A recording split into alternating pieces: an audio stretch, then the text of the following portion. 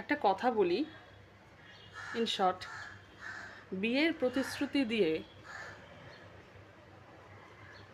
সহবাস করাকে যদি আইনের চোখে অপরাধ এবং রেপ বলে ধরা হয়, তাহলে জনগণকে এত কিছু করার, টাকা দেওয়ার, ভাতা দেওয়ার প্রতিশ্রুতি দিয়ে লোভ দেখিয়ে সরকারে আসাটা এবং সে প্রতিশ্রুতি না রাখাটা আরও বড় অপরাধ। একটা আইন করা উচিত যেখানে সরকার যা যা প্রতিশ্রুতি দিয়েছে সেগুলো যদি পূরণ না হয় সেটা সেই সরকারের অপরাধ। এই আইনটা থাকা উচিত। সরকার দিতে বাধ্য, সরকার প্রতিশ্রুতি যা দিয়েছে সে সমস্ত কিছু করার বাধ্যতামূলক সরকারের। আর এত এত আগবাড়িয়ে প্রতিশ্রুতি দেবেই বা কেন? সবচাইতে বড় কথা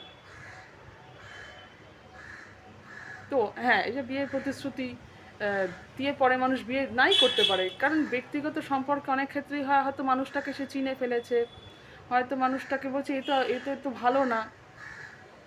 দীর্ঘদিনের মিশতে মিশতে তো মানুষ বোঝে যে থাক কেন, বিয়ের পরেও তো মানুষের সম্পর্ক টেকে না। বিয়ের পরেও তো মানুষের 1 বছর পরে সে বোঝে আসল মানুষটা কি, 5 বছর পরে সে বোঝে, কিংবা 25 বছর পরে সে বোঝে মানুষটা কি, তখন সে বিয়েটা থেকে বেরিয়ে যায়।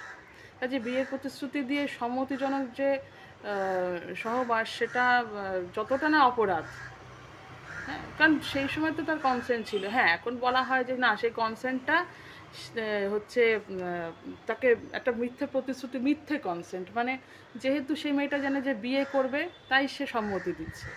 হয়তো হয়তো সেই মেয়েটা যদি জানতো যে তাকে বিয়ে করবে না, তাহলে সে হয়তো সম্মতি দিত না, সেই গ্রাউন্ডটা থেকে যাচ্ছে। হ্যাঁ, কোনো মেয়ে যদি মনে করে না না এখন ঠিক আছি, সে যা হবে হবে, এখনকার মতো আমি সম্মতি, মানে এই সম্মতিটা সম্মতি, এটা একটা ব্যক্তিগত গ্রাউন্ড, এটা গ্রে এরিয়া, যেটার প্রমাণ কেউ নেই, প্রমাণ সেই দুজনেই জানে দুজনের মধ্যে কী হয়েছে। হ্যাঁ, সেটা একটা ব্যক্তিগত বিষয়, কিন্তু এটা তো একটা রাষ্ট্রীয় বিষয়, একটা রাজ্যের বিষয়, একটা প্রাদেশিক বিষয়।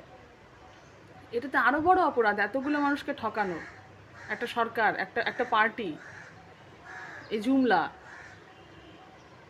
জুমলা করে জেতা, এগুলো তো, এগুলো আরও বড় অপরাধ। কারণ এর জন্য শুধু না, আমরা তো যারা বিজেপিকে ভোট দিইনি তাদেরও তো ঠকতে হচ্ছে, তাদেরকেও তো আজকে আজকে আমরা প্রোগ্রাম ছাড়া, আজকে আমাদের অনেক কিছু নেই। তো কার কার জন্য ঠকতে হচ্ছে? আমি তো বিজেপিকে ভোট দিইনি, তবুও তো আমাকে বিজেপির ফলটা, মানে বিজেপি যে অসভ্যতাটা করছে সেই ফলটা আমাকে ভুগতে হচ্ছে বেশিরভাগ মানুষের জন্য। আচ্ছা, সব মানুষ ভুগছে, ইনক্লুডিং আমিও ভুগছি, কেন এরম হবে? তাহলে এটা অপরাধ না? আরও বেশি বড় অপরাধ।